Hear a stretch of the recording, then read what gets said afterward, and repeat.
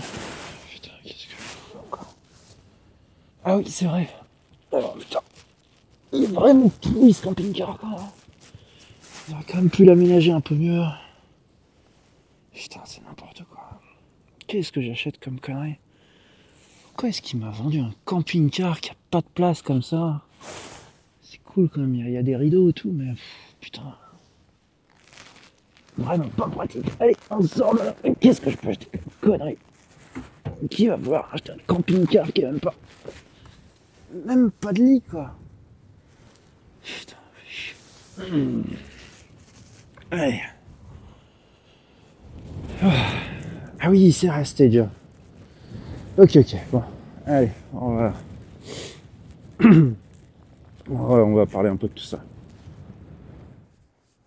Et me voilà. Beaucoup de vent aujourd'hui, j'espère que vous pourrez m'entendre correctement. Je voulais vous présenter donc mon dernier achat parmi toutes les voitures un peu bizarres que j'achète. Celle-ci, on me l'a vendue donc en m'expliquant vraiment que l'ancien propriétaire était apparemment quelqu'un de très calme et respectueux. Que c'était vraiment un camping-car avec tous les anciens passagers qui étaient apparemment tous... vraiment, il m'a certifié ça. Hein. Je ne sais pas comment est-ce qu'il a pu garder une trace des anciens passagers de cette voiture. Mais apparemment, ils étaient tous vraiment calmes. Donc c'est vrai que c'est assez rare aujourd'hui quand même de trouver des Skyline, des Stagia, des Silvia, tout ça dans des états qui sont vraiment mécaniquement parfaits. Avec une voiture qui n'a jamais été maltraitée par l'ancien propriétaire, aller drifter en montagne ou quoi que ce soit. Et bon, celle-ci, c'est une version un peu rallongée. On va voir un petit peu ce que ça donne. Mais c'est vrai que bon, c'est pas le camping-car le plus pratique. Mais ça reste quand même exceptionnel et rare d'en trouver un comme ça. Donc on va en faire un petit tour et puis je vais vous montrer un peu tout ça. Bon, allez, trêve de plaisanterie, hein. Ce n'est pas un camping-car, c'est un corbillard. Ça rime, mais ça s'arrête là niveau comparaison. Ça peut sûrement être aménagé en camping-car, mais on va dire que c'est pas forcément le plus pratique. Même si, bon, au final, ça peut être pas mal en fait.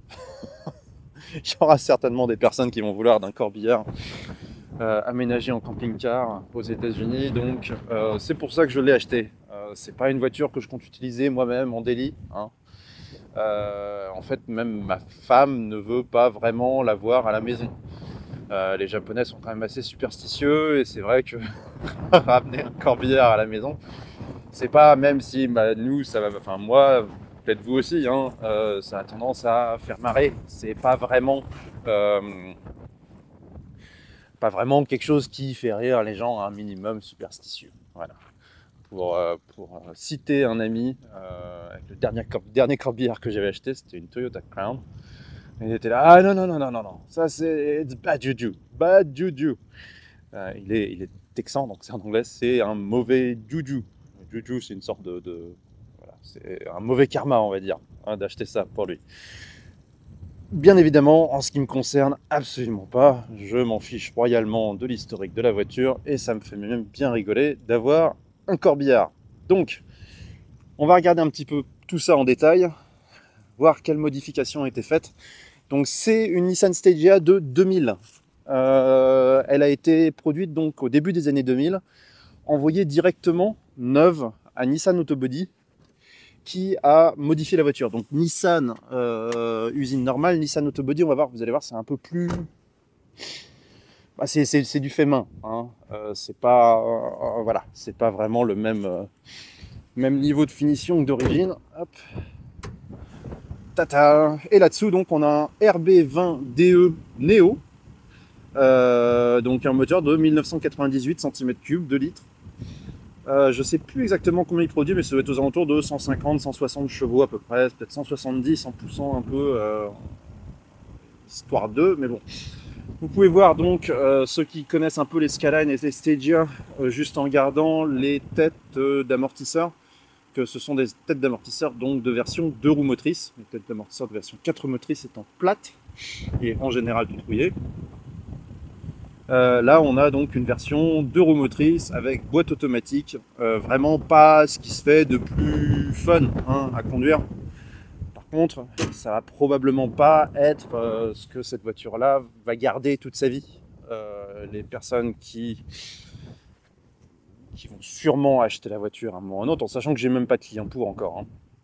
Mais ça va plutôt être pour éventuellement swapper le moteur, mettre une autre boîte, probablement des modifications au niveau du drivetrain, du châssis, de tout.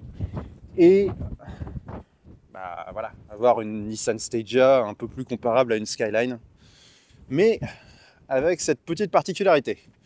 Comme vous pouvez voir là, il y a même un joint qui a été mis. Hein.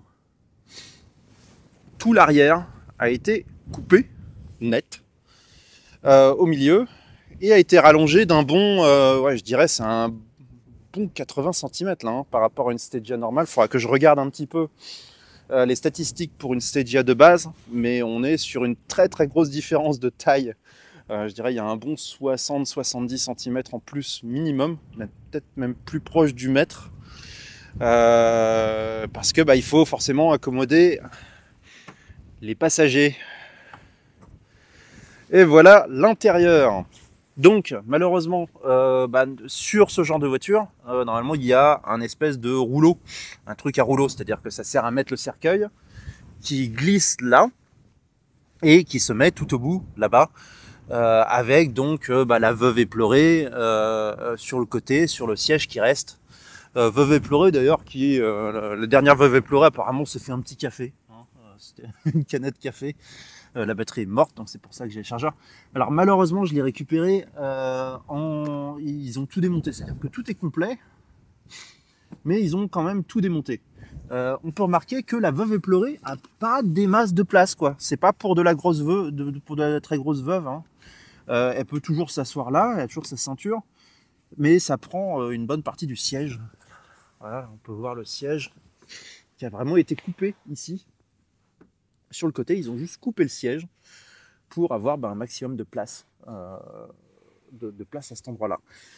En dessous, on est sur... on peut regarder un petit peu les modifications qui ont été faites quand ils ont coupé la voiture. Hop. Vous pouvez voir voilà, où ils ont rajouté de la place ici. Donc ouais, bon, j'étais sur 50 cm, on est plus sur 40-50 cm. J'étais là à 1 mètre, c'est vrai que c'est impressionnant comme ça. Mais on voit vraiment là où ça a été coupé, où ça a été rajouté en longueur pour tout l'arrière. Là, si je dégage ça, donc il va falloir que je remette tout. Il y a vraiment tout. Hein, Et voilà, donc vous voyez, c'est vraiment du travail assez artisanal. Hein. C'est pas forcément très très beau, très très bien fait. Il y a toujours par contre les accessoires de base. Et vous pouvez voir ici, à l'intérieur, de la fibre pour allonger donc la voiture un petit peu et colmater un peu tout ça, et puis rendre surtout tout ça, qui n'est bien évidemment pas du tout d'origine sur une Stagea. Hop, ils ont aussi refait, recouvert donc de peau, d'une espèce de cuir un peu tout pourri, même la lunette arrière, la porte arrière. Ensuite pour l'intérieur, bon, ils ont rajouté, donc il y a une petite lumière, là il y a le... Vous voyez, si vous voulez faire un petit truc un peu sympa, une petite ambiance de fête, oui bon, pas forcément de fête, mais une petite ambiance quand même. Sur le côté, vous avez un truc pour pas que pour pas que ça se cogne, pour que ça fasse un peu beau, et je sais pas trop. Là, bon, il y a des rideaux. Alors, sachant qu'ils ont bloqué les fenêtres, je sais pas trop à quoi ça peut vraiment servir. Hein, on dirait qu'il y a des poils de chien. Donc, il y avait peut-être un clébard qui était dedans de temps en temps. C'est pas impossible. Et voilà, je vais essayer de m'asseoir quand même ici, juste voir si, même moi j'arrive, si c'est ma femme par exemple qui meurt. Hein, est-ce que j'embauche? Hop là. Est-ce que je mets... Est-ce que je prends une Stagea? Hop, oh, c'est serré. Hein. C'est serré, mais ça passe. C'est serré, mais ça passe quand même. Donc il y a... Hop. Là, je sais pas, je pense que c'est comme ça. Puis on peut donner des instructions. S'il vous plaît, monsieur le chauffeur, un peu moins vite, hein, on n'est pas pressé. Hop. Et voilà, ouais, c'est pas forcément, je veux dire, quand on est en train d'accompagner sa femme, son mari, ses parents, je sais pas. Bon, quand on est coincé là-dedans, faut pas être claustro déjà, hein, parce que on est vraiment serré. Puis c'est vrai que coincé là-dedans avec le cercueil à droite, il y a quand même plus sympa. Hein. C'est pas l'ambiance du siècle, quoi. Il y a un petit trou là, je sais pas si vous arrivez à voir, mais hop, un trou qui mène direct dehors avec un pas de vis. Je sais pas ce qu'il y avait là-dedans. Donc voilà, va falloir que je réaménage un petit peu tout ça, que je le rende un petit peu plus correct. Là, sinon vous l'entendez peut-être pas, hein, parce que le moteur est extrêmement doux, mais la voiture tourne. Elle est extrêmement silencieuse. Désolé, j'essaierai de baisser les niveaux de son. Hop. Tac. Allez, on ressort de là.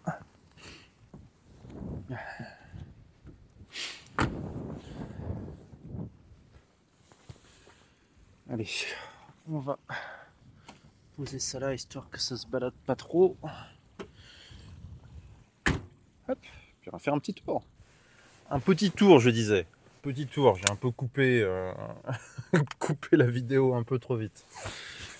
Hop, voilà l'intérieur. Le mec qui se fumait sa clope avant. Ça sent pas la cigarette, c'est déjà ça. Mais j'aime bien le mec avec la clope au bec. La veuve elle pleurait derrière. Ralentissez, s'il vous plaît. Hop. Voilà. Ah merde, j'ai oublié. Et forcément, si je pars sans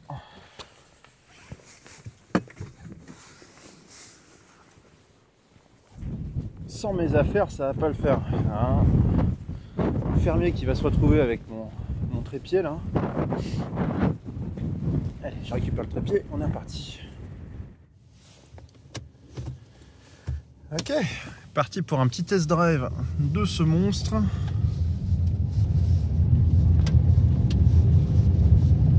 « 2500 tours, probablement jamais atteint ça. Non, peut-être pas quand même. C'est clair qu'elle n'a pas dû être très maltraitée pendant toute sa vie. La boîte est vraiment agréable. C'est vrai qu'en même temps, bon, c'est quand même un peu normal. Ce serait pas vraiment très professionnel d'avoir un corbillard avec des vitesses qui se plonk, plonk, avec le gros à-coups et la veuve derrière qui prend qui se cogne la tête à chaque passage de rapport. Hop.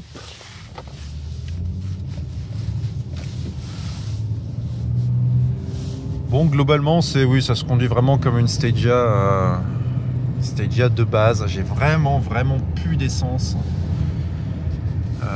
Je pense pas que ce soit aussi quelque chose qui arrive trop aux anciens propriétaires de voitures de ce type, tomber en panne d'essence alors qu'on a un événement à assister. Pas forcément très professionnel. Déjà rien qu'un rythme un peu soutenu comme ça, c'est peut-être la première fois, quoi. Comme je l'ai expliqué, je l'ai de toute évidence pas acheté pour moi. J'ai pas non plus de client pour. Hein. Acheter et réfléchir après, voilà. C'est encore quelque chose que j'ai fait avec celle-ci. Mais bon, 48 542 km. Et puis, voilà quoi, une mécanique qui a assurément pas été abusée, on va dire, pendant les 25 dernières années.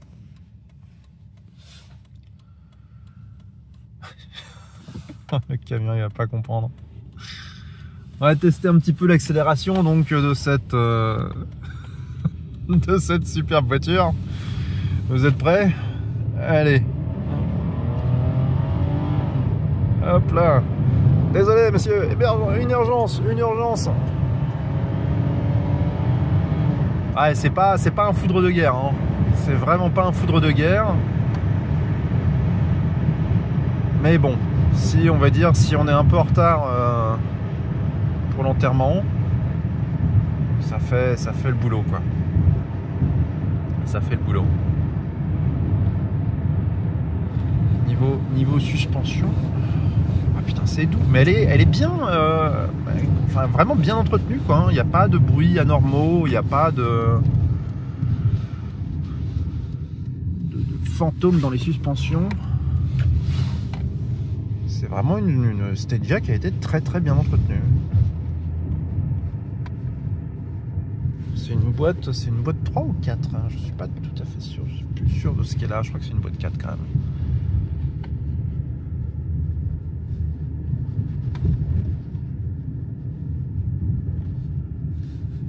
Vraiment une voiture qui tient le coup. Hop. Et on va faire un dernier petit tour de pâté de maison.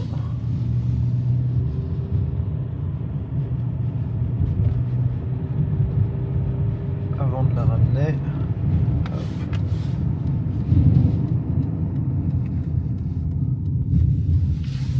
Alors, on n'a pas oublié qu'elle est quand même assez longue. Banzai! On était peut-être en première, là on est toujours en deuxième. Ah non, c'est une boîte 3. Hein. C'est une boîte 3.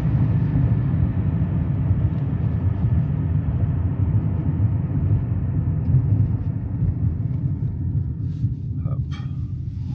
Un petit drift.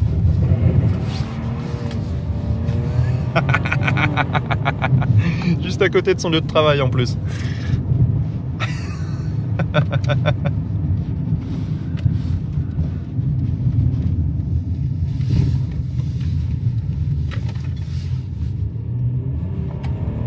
il y a une petite bosse.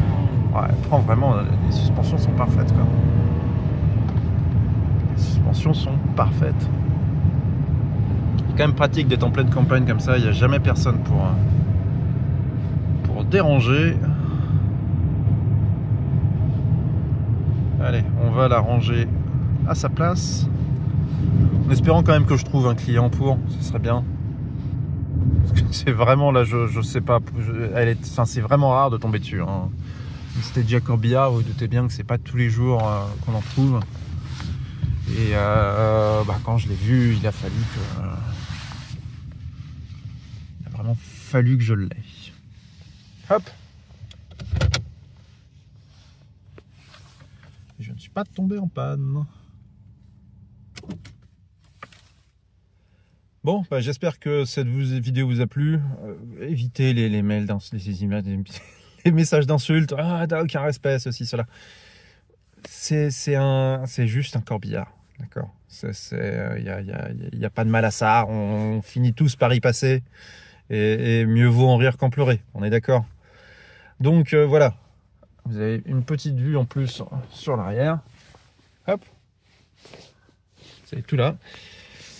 Et donc on se revoit probablement la semaine prochaine. Je sais pas encore ce que je vais faire la semaine prochaine. Ce serait bien de finir quelques petits trucs, dont un qui est juste là.